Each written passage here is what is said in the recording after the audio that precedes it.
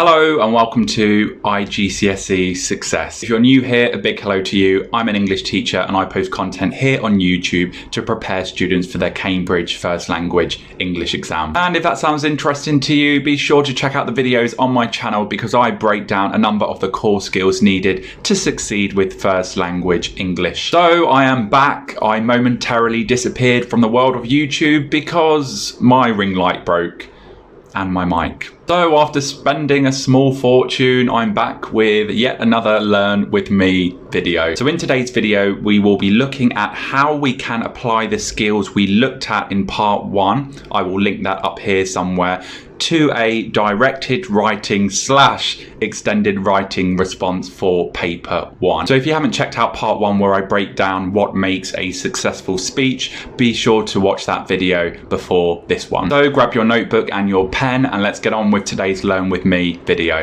So today we will be looking at how to successfully construct a speech or talk for question 3, and that is the directed writing response or the extended writing response, whatever you call it. And we will be reading a piece of fiction called Don't Run, Whatever You Do, and we will be writing one paragraph based on the first bullet point given. With my students, I really prefer not to jump in at the deep end, so attempting a full response which covers all bullet points, that can be quite difficult and intimidating. So I often start by just looking at the first bullet point, which usually is the most straightforward bullet point. You just have to find 5 explicit ideas and of course reword those ideas and develop them appropriately in the style of a speech. However, after today's video, if you do understand the skills that are required, as I've said, it is quite a difficult question. It's worth 25 marks. Do feel free to complete the other 2 bullets and I will upload all of the resources to this question and I will put them in the description box. So let's start by reading the little bit of context we are given, and this is always at the top of the paper. So Peter, the narrator, has left his city home and is training to be a safari guide. He has recently started work at a camp in Africa called iGCSE. I've definitely butchered that, I do apologise. The camp organises safari drives and walks for guests to view animals in the wild, and weekly dinner nights at the smaller bush camp some way from the main camp. However, before we begin the task, there is a little starter activity on your screens now. If you've watched my previous videos on directed writing, particularly those that focus on speeches and articles, I use this acronym, A Ripe Forest. And of course, depending on what directed task is given and its purpose, you may want to use some of these features, particularly if the purpose is to persuade, and these can really help engage your target audience. So pause the video now and see if you can remember what each letter stands for. So of course, A is for alliteration or anecdote, R is repetition, imperative, pronouns, emotive language, facts, opinions, repetition, exaggeration, statistics, and triplets. And I want to say that I have a video somewhere on my channel which breaks down each of these features. You really need to be confident using each one, and as I've said, they're a really easy way to engage your target audience. So let's start by dissecting the question, and if you are new to the first language course, this slide will be particularly useful if you have not seen a directed writing question before. So question 3 on paper 1 will always be the directed writing or extended writing response. And let's just take a read of the question. You are the head guide, Chris, Peter's boss. You are responsible for training the safari guides. When a group of new trainee guides arrives at the camp, you give a talk to prepare them for what lies ahead. Write the words of your talk. And then, of course, you are given 3 bullet points to base your content on. In your talk, you should describe the range of attractions iDoBe Camp and the area around it have to offer and how these might appeal to the guests. Explain what being a trainee guide is like, the kind of activities they will be asked to do, and what they should and should not do as trainees. Suggest what makes a good safari guide, the challenges of the job, and the personal qualities they will need to develop. Base your talk on what you have read in Text C, but be careful to use your own words. Address each of the 3 bullet points. Begin your talk, welcome to iDoBe Camp. Write about 250 to 350 words. And of course, you've got 15 marks for the content of your answer. So they are the reading marks, and up to 10 marks for the quality and style of your writing. So now let's take a look at some of the annotations. So the first thing I want you to focus on is that you are being asked to assume the role of the head guide. As such, you need to ensure that you use a suitable register. So things such as language choices, the tone that is created as a result of the language you use, sentence structure, any stylistic choices you make, they need to be appropriate for the given character you are being asked to assume. Of course, next you've got the type that will always be clearly stated at the top. So you are being asked to write a talk. So you need to be aware of the typical features that we should be including in any kind of talk or speech. You are given a sentence starter. And I want to say you are always given a sentence starter, but I'm not entirely 100%. However, if you are given a sentence starter, of course you have to use it. Then you have the 3 bullet points, and as I've mentioned, you need to base your content on these bullet points. Your ideas, the words you use, they need to be reworded and developed appropriately, and you mustn't lift phrases from the text. However, just like the summary question, technical terms, geographical terms, scientific terms, etc., there's no expectation for you to reword such ideas. Marks we've just gone through. Style and accuracy are both important. 10 marks for the style. So again, you need to think about your vocabulary, your punctuation, your sentence structure, etc., and how you are going to use them for effect. The purpose will not always be clearly stated. And what I mean by that, it won't always say you are writing a letter to persuade such an audience to think or act a certain way. However, as you are given a talk to a group of new trainee guides, there of course is going to be an element of writing to advise, to inform, and if you have a look at the first bullet point, describe the range of attractions, I guess there will be an element of persuasion as well.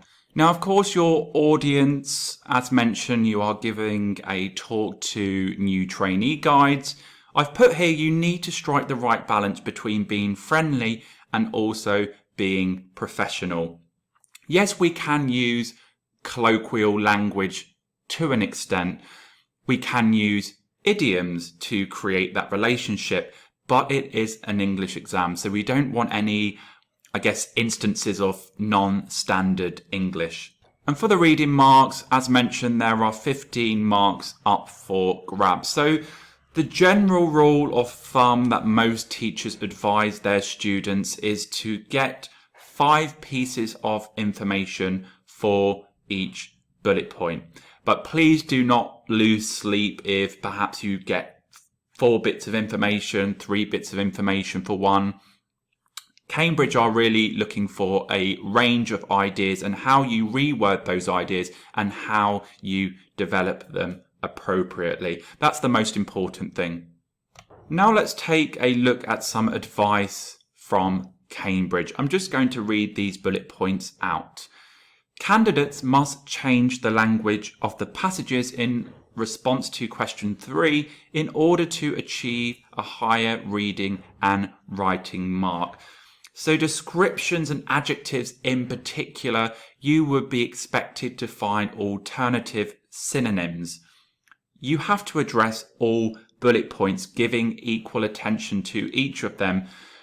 So really you want to aim for 3 equal size paragraphs, and that is your end goal. Of course, if you are doing something like a newspaper report where the paragraphs are slightly smaller and how it sort of generally looks on paper, you may need to opt for a slightly different approach. Answer in your own words and adapt material from the passage to the form and viewpoint of the response. So this is really important because, as I've mentioned many times before, you need to show an awareness of the type. The type, the tap, the type, audience, and purpose. And if it's asking you, and I'm pretty sure it will ask you to assume a particular role or character, it's really important you write from their viewpoint. So you really need to understand the character or characters that are being presented. Use all the main ideas in the passage and use detail to support them. Develop and extend some of the ideas relevantly. So once you've reworded your quotations, you need to make some suitable developments or some suitable inferences, which again are appropriate to the given character you are being asked to assume. And of course, the last one, create a suitable voice, tone, and style for the persona in the response. So important. Now, what I'm going to ask you to do is read the text independently. I'm not going to read the whole text just because it makes these videos incredibly lengthy. So I will, as mentioned, upload all of the relevant materials, and the paper is called Don't Run Whatever You Do. So pause the video now and have a read through this piece of fiction and try and understand what is going on. Now going back to our first bullet point, it is asking us to describe the range of attractions iDoobie Camp and the area around it have to offer and how these might appeal to guests. So the second part, of course, is where we develop our ideas. So what I would like you to do now is just scan through the text again and see if you can highlight at least 5 attractions. Now this question, or at least the first bullet point, is certainly a nice one because lots of the information we need actually comes in that opening bit of context. So of course, some of the attractions you may have highlighted, the fact that there are safari drives, there are walks for guests to view animals in the wild, there are weekly dinner nights, at night there are lanterns that are lit, just the general wilderness and the beauty that seems to surround the place. So what you are looking at now is a table, and you can just do some neat subheadings or bullet points. However, jot down your ideas, that is fine. So we have our attractions on the left. The safari drive, the guided walks, the wild animals, being in the wilderness, and the dinner night. But it's also asking us to develop those ideas. So we need to think about what makes those attractions appealing to a new safari guide. So for the safari drive, we might put something along the lines of, you are able to see dangerous animals and see how animals live and interact with one another from the safety of a vehicle. The guided walks, we might put something along the lines of, you are able to listen to the expertise of a trained safari guide and spot things that you may have missed otherwise. Now what I'd like you to do is just pause the video and just tell me what is appealing about wild animals, being in the wilderness, and having dinner nights. Pause the video now. Your ideas may well be different, and that's absolutely okay. But I personally would put, for the wild animals anyway, you are able to observe their natural behaviour of many animals and different species. It's an exciting, once-in-a-lifetime experience. Being in the wilderness, you are able to get lost in the wilderness and forget about the stresses of life. there's this sense of escapism, this sense of calmness, etc. And for the dinner night, you are able to socialise under the stars whilst getting to know each other. You're able to relax, reflect on the day, reflect on the animals you've seen. And that's really the nuts and bolts of this question, guys. Can you identify 5 things and can you develop them appropriately? Right, I'm going to stop this video right now and do a part 2 video just because the software that I use only allows me to record for 15 minutes. So if you've been learning with me, check out part 2, which will be uploaded very soon.